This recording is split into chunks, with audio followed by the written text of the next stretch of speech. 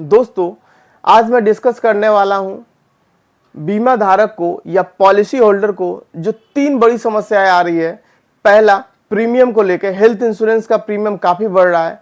Second, claim issue को लेके। और थर्ड, कोई भी कंपनी किसी भी टाइम अपना प्रोडक्ट बंद कर दे रही है, बोल रही है कि ये प्रोडक्ट में मुझे लॉस है, आप लोग को मैं दूसरे प्रोडक्ट में ट्रांसफ़र कर रहा हूँ। तीनों टॉपिक पर मैं बारी बारी से डिस्कशन करूँगा। आपको बीमा कंपनी जो है अपना प्रीमियम काफ़ी बढ़ा रही है। आप भी देख रहे हैं कि मेडिकल इन्फ्लेशन बोलते हैं कि 14% है और ये लोग अपना प्रीमियम बढ़ाते हैं 20 से 25% और किसी किसी एज में ये 30% तक बढ़ा दे रहे हैं।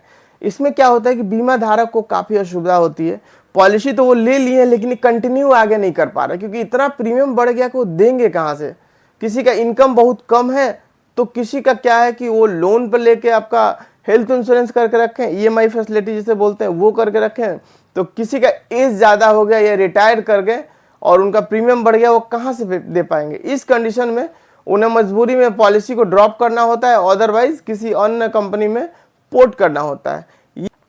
ये कस्टमर के लिए एक बहुत बड़ा चैलेंज हो गया आज के डेट में कि अपने पॉलिसी को कंटिन्यू रखें, हेल्थ इंश्योरेंस पॉलिसी को कंटिन्यू रखना, क्योंकि प्रीमियम इतना ज़्यादा है। प्रीमियम बढ़ना तो सॉल्यूशन मिल गया कंपनी के लिए कि कंपनी ने प्रीमियम बढ़ा दिया तो उनका जो है प्रॉफिट बुक हो सकता है उससे, क्योंकि 14% इन्फ्लेशन है, वो तो हॉस्पिटल में दे रहे हैं, हॉस्पिटल में कॉस्ट बेयर कर रहे हैं। तो मेडिकल इन्फ्लेशन 14% है तो वो लोग 25 से 30% बढ़ा देते हैं, तो उनका तो प्रॉफिट हो जा रहा है। बट कस्टमर का कहीं ना कहीं दोस्तों नुकसान है। कस्टमर का क्या होता है कि क्लेम में काफ़ी इशू आ रहा है आज के डेट में। क्लेम में क्या इशू आ रहा है कि जैसे इंश्योरेंस कंपनी और हॉस्पिटल का एक टाई अप होता है, उसमें एक एग्रीमेंट होता है कि लाइक कैटरेक्ट का ऑपरेशन करवाना है 26,000 में आप लोग हॉस्पिटल को बोला जाता है कि आप ऑपरेशन कर दीजिएगा। हॉस्पिटल क्या करता है कि पेशेंट से 35,000 का बिल बना देता है और बिल जब हॉस्पिटल इंश्योरेंस कंपनी को देता है तो इंश्योरेंस कंपनी 26,000 अप्रूव करके बाकी बोलती है कि डिस्काउंट है, क्योंकि 26,000 का ही एग्रीमेंट हुआ है। बट ये जो बीच का जो गैप है 9,000 का, वो लोग पेशेंट से डिमांड करते हैं। और पेशेंट क्या होता है कि अब डिस्चार्ज होने के बाद कोई भी हॉस्पिटल में बैठना नहीं चाहता है, तो वो लोग क्या करते हैं, अपने एडवाइज़र को फ़ोन कर लिए, ये डायरेक्ट पॉलिसी है तो कस्टमर केयर में फ़ोन करेंगे या कैसे। वो 2-3 घंटे ट्राई करते हैं, हुआ तो हुआ और नहीं हुआ तो फिर वो पैसा दे के निकल जाते हैं 9,000। फिर बाद में आप उसे रिम्बर्समेंट में अप्लाई कर सकते हैं, रिम्बर्समेंट में अप्लाई करने के बाद मिल जाता है। बट यदि आपके एडवाइज़र हो तो वो थोड़े फाइट करके 2-3 घंटा टाइम उसमें लगता है, वो अप्रूवल आ जाता है, उसमें कोई दिक्कत नहीं होता है। लेकिन कहीं ना कहीं थोड़ा बहुत तो परेशानी हो रही है ना कस्टमर को भी, तो ये नहीं होना चाहिए। दोस्तों, अभी मैं बात करने जा रहा हूँ तीसरे समस्या को लेकर, जो प्रोडक्ट बंद या प्रोडक्ट ट्रांसफ़र को लेकर है। बहुत सारी कंपनी क्या कर रही है कि पुराने प्रोडक्ट को बंद कर रही है और नए प्रोडक्ट में उन्हें ट्रांसफ़र कर रही है। नए प्रोडक्ट में ट्रांसफ़र करने का मतलब क्या होता है कि आपका पॉलिसी कंटिन्यू रहेगा, दूसरे प्रोडक्ट में वो लोग ट्रांसफ़र कर देते हैं।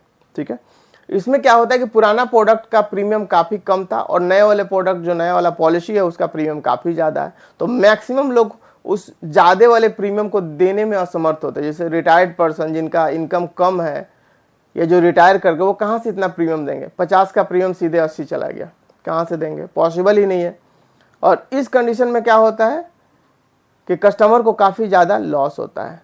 उनका इन केस एज ज़्यादा हो गया या कुछ क्रिटिकल ऐसा डिजीज हो गया कि वो अब दूसरे कंपनी में ट्रांसफ़र ही नहीं कर सकते हैं, दूसरी कंपनी कोई लेगी ही नहीं, देन मजबूरी में उनको उसी कंपनी में कंटिन्यू रखना होता है प्रीमियम ज़्यादा देके।